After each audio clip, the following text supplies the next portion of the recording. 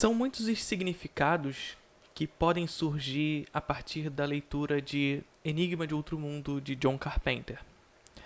Há quem configure a sua história a partir de um significado geopolítico, e há quem configure inclusive também como uma metáfora da AIDS nos anos 80. Lembrando que Enigma de Outro Mundo é um filme dos anos 80.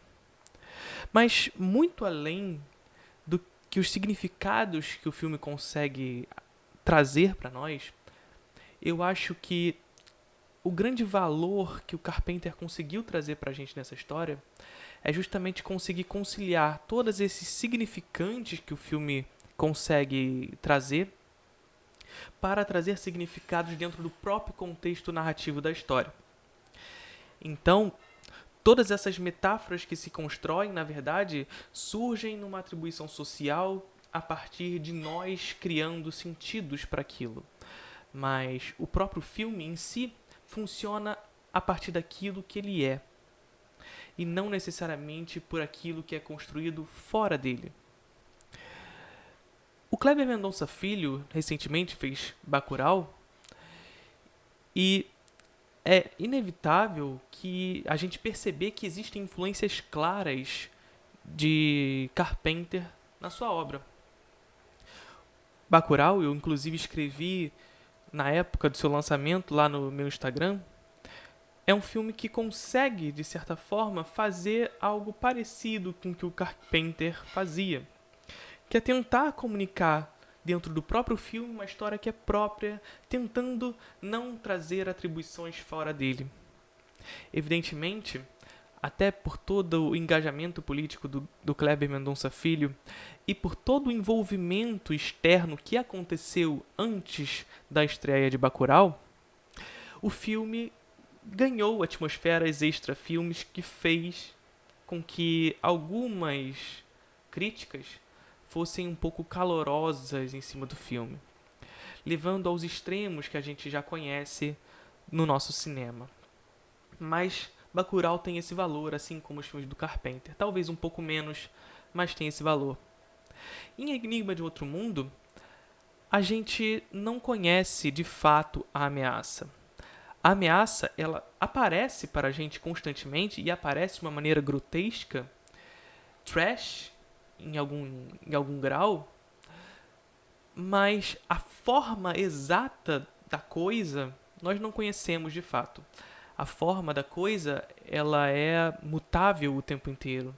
Então, isso traz uma estranheza ainda maior quando nós vamos percebendo o desenvolvimento da narrativa, porque em nenhum momento conseguimos conceber ou conhecer aquilo que está ameaçando aquelas pessoas. E o filme vai começar justamente trabalhando esse mistério.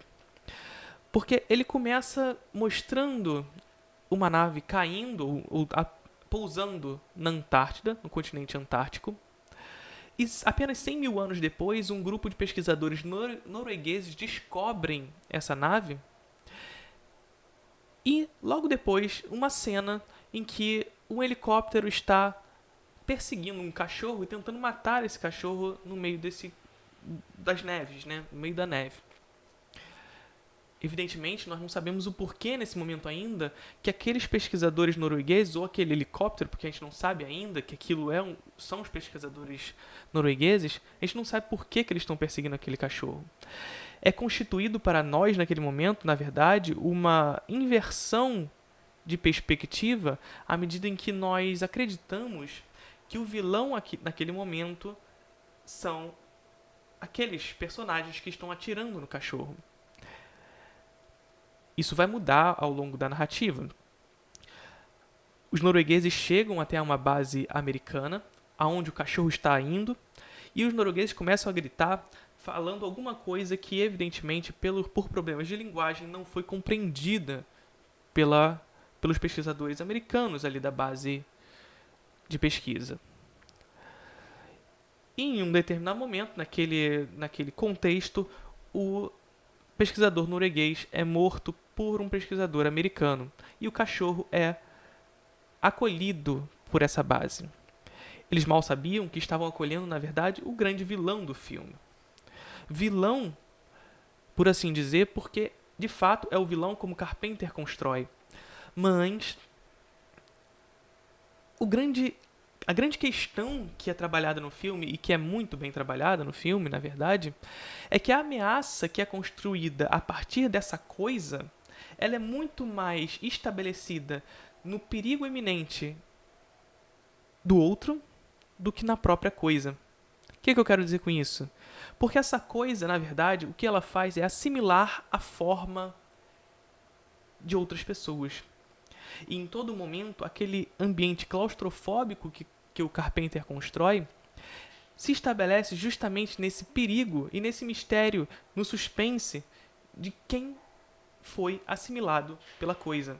E toda essa atmosfera oitentista, então, que o Carpenter traz pra gente, de conseguir dizer muito mais do que o que está fora do filme, nos demonstra um terror que caminha pelo trash, de fato, mas que em determinados momentos entra por uma atmosfera mais psicológica.